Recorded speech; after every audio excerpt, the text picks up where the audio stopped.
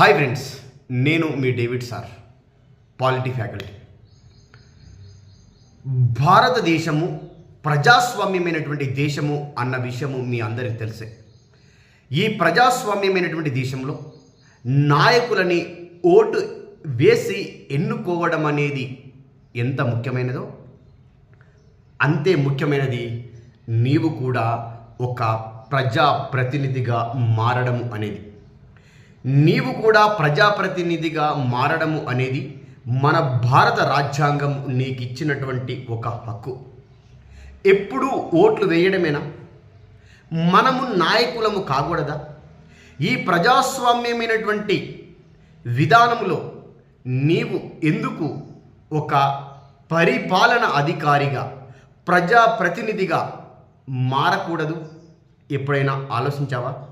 ఎప్పుడు జెండాలు మోయడమేనా? ఎప్పుడు ఒక నాయకుడి కింద పని చేయడమేనా? నీవెందుకు నాయకుడు కాకూడదు? నీవు నీ గ్రామానికి ఎందుకు సేవ చేయకూడదు అన్న విషయాన్ని ఆలోచించు. త్వరలో స్థానిక సంస్థలకు ఎన్నికలు జరగబోతూ ఉన్నాయి. మన భారతదేశంలో అసలైనటువంటి పార్లమెంటరీ భవనం ఎక్కడుందో తెలుసా? అది మన గ్రామ పంచాయతీ భవనమే. మన భారతదేశము పార్లమెంటరీ పరిపాలన విధానం కలిగినది.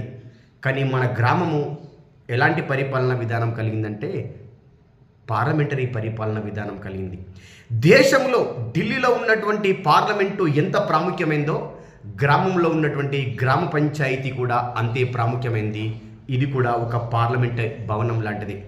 ఆ భవనంలో కూర్చొని పరిపాలన చేసే అవకాశము నీకొచ్చింది. ఒకవేళ నీవు నాయకుడిగా పని చేయకపోయినట్లయితే నీ యొక్క అధికారాన్ని కోల్పోతావు. మార్పు అనేటటువంటిది ఆగిపోతుంది. భారతదేశంలో అనేకమైనటువంటి నష్టాలతో పాటు నీ గ్రామానికి కూడా నీవే నష్టాన్ని చేసిన వాడువైతావు. నీవు పోటీ చేయకపోతే, నీవు మంచి నాయకుడిని ఎన్నుకోకపోతే గ్రామము అభివృద్ధిలో వెనుకబడుతుంది. లక్ష్యము లేని, నీతి లేని, నిజాయితీ లేని నాయకులు పుట్టుకొస్తారు. ఈ ఊరి బాధ్యతను నువ్వు తీసుకుంటావా? ఒక తరానికి మంచి నాయకుడిగా పనిచేస్తావా? గ్రామాన్ని అభివృద్ధి వైపు నడిపిస్తావా?